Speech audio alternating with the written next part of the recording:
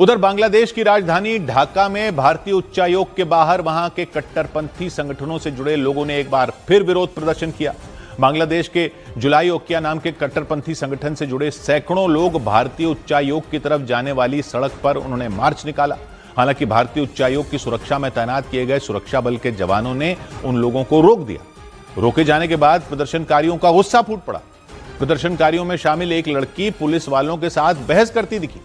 इसके बाद पुलिस वालों ने उस लड़की को घेर लिया। उसके साथियों को भी आगे बढ़ने से रोक दिया गया। इस दौरान वहां अफरा तफरी मच गई।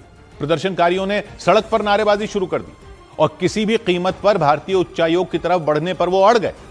एक रोज पहले भी कट्टरपंथी संगठनों से जुड़े लोगों ने भारतीय उच्चायोग के घेराव की कोशिश की थी, लेकिन उस वक्त भी प्रदर्शनकारियों को रोक लिया गया था। खतरे को देखते हुए भारतीय उच्चायोग की सुरक्षा और ज्यादा बढ़ा दी गई। बांग्लादेश के कट्टरपंथी नेता राशिद प्रधान ने यह ऐलान किया कि अगली बार वो अपने समर्थकों के साथ भारतीय उच्चायोग के अंदर घुस जाएंगे। बांग्लादेश भारत ने बनाया था। अगर वहाँ हिंदुओं पे अत्याचार होता तो मेरा ये कहना है भारत सरकार से बांग्लादेश पर हमला कर देना चाहिए इजराइल के साथ और भारत में मिला के हिंदू राष्ट्र घोषित कर देना चाहिए। जब तक ये भारत देश में हिंदू जिंदा है, भारत को ना कोई तोड़ सकता ना कोई मोड़ सकता। अगर भारत के हिंदुओं ने अगर ये ठान लिया तो इनके आगे भी इनको नहीं बचा पाएंगे। ये बहुत दुखद है और सारा भारत देश इसके खिलाफ है और हम चाहते हैं सरकार से कि सख्त कार्रवाई की जाए और इसको जो है पूरा निर्णायक मोड़ पर लाया जाए। इसको जो है बांग्लादेश को हिंदुस्तान में मिलाया जाए।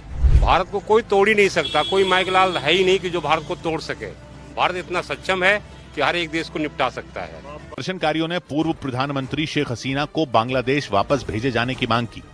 बांग्लादेश में हुए तख्तापलट के बाद से शेख हसीना भारत में शरण लिए हुए हैं और बांग्लादेश के कट्टरपंथी संगठन इस बात पर बुरी तरह भड़क गए। वहां की नेशनल सिटीजन पार्टी के नेता हसनत अब्दुल्ला ने तो प्रदर्शन के दौरान भारत के 7 सिस्टर राज्यों को यानी पूर्वोत्तर के राज्यों को अलग करने की धमकी दे दी थी।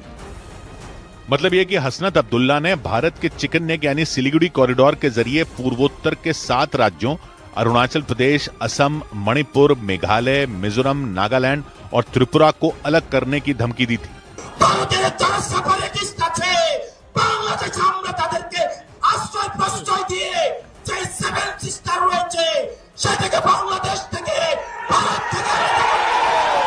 हसनत के इस बयान के बाद बांग्लादेश में भारत विरोधी आंदोलन और तेज हो गए। भारत ने हसनत के बयान और ढाका में उच्चायोग के बाहर हुए प्रदर्शनों पर आपत्ति जताई और बांग्लादेश को नसीहत दी। भारत को तोड़ने की धमकी पर असम के मुख्यमंत्री हिमंत बिस्वा शर्मा ने जवाब दिया। जी, जिस तरह की तस्वीरें वहां से बांग्लादेश से आ रही हैं, आप भी देख रहे होंगे। पिछले साल भी कुछ इसी तरह की तस्वीर थी। लगातार हिंदुओं पर अत्याचार हो रहा था। इस बार भी इसी तरह की जो तस्वीर आ रही है, हिंदुओं पर अत्याचार जो भी हुआ है इस पर एक्शन लेना चाहिए गवर्नमेंट सरकार को। ठीक है जी, और हमें ये जात पात छोड़कर हमें एक हो जाना चाहिए और इसका प्रॉपर तरीके से विरोध करना चाहिए और इस पर सरकार को एक्शन लेना चाहिए। क्या नाम है सर आप? ओमवीर जी, जो तस्वीरें निकल कर आई भारत को तोड़ने की बात जो है वो बांग्लादेश में बैठे लोग कर रहे हैं। बांग्लादेश को कहीं ना कहीं अलग स्वतंत्र कराने में भारत का बड़ा योगदान था और इस तरह की जो तस्वीर निकल कर आती है, क्या सोचते हैं? ये घटना बहुत दुखी करने वाली है, विचलित करने वाली है और ऐसा नहीं होना चाहिए। हिंदुओं को एकता दिखानी चाहिए और भारत सरकार को भी इसके खिलाफ एक्शन लेना चाहिए। और भी लोगों से बातचीत। क्या नाम है? मेरा नाम अमित राठौर है और जिस तरह की निंदनीय घटना हुई है और मेरा मानना है इस तरह की कोई भी हरकत इस तरह से नहीं होनी चाहिए, क्योंकि जिस तरह से अब आज की जो लोग हैं, लोगों की जो सोच है, उसके बावजूद ये जो काम हो रहा है, इस तरह से ये काम नहीं होना चाहिए था। बट जो भी हुआ है वो बहुत गलत हुआ है और सरकार को इसके खिलाफ सख्त से सख्त कार्रवाई करनी चाहिए।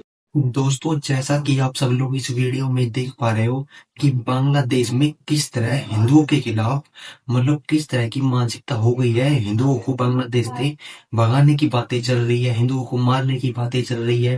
दोस्तों, बांग्लादेश की ये हिंदुओं के प्रति ये तो छोटी सी बात चल रही है, लेकिन बांग्लादेश की जो सबसे बड़ी मानसिकता है, जो सबसे बड़ी सोच है, वो ये है कि बांग्लादेश करना चाहता है इंडिया के टुकड़े। क्योंकि दोस्तों, इंडिया बहुत बड़ा मजबूत देश बन चुका है। बांग्लादेश की औकात चुनने भर की भी नहीं है इंडिया के आगे। तो बांग्लादेश सोच रहा है कि इंडिया के टुकड़े हो जाएंगे, इंडिया के जितना भी मुसलमान है वो एक तरफ हो जाएंगे और हिंदू एक तरफ हो जाएंगे, तो इंडिया भी छोटा मुल्क हो जाएगा। तो दोस्तों, वीडियो पसंद आई हो तो प्लीज वीडियो को लाइक, कमेंट, शेयर जरूर करें। जय हिंद, जय भारत।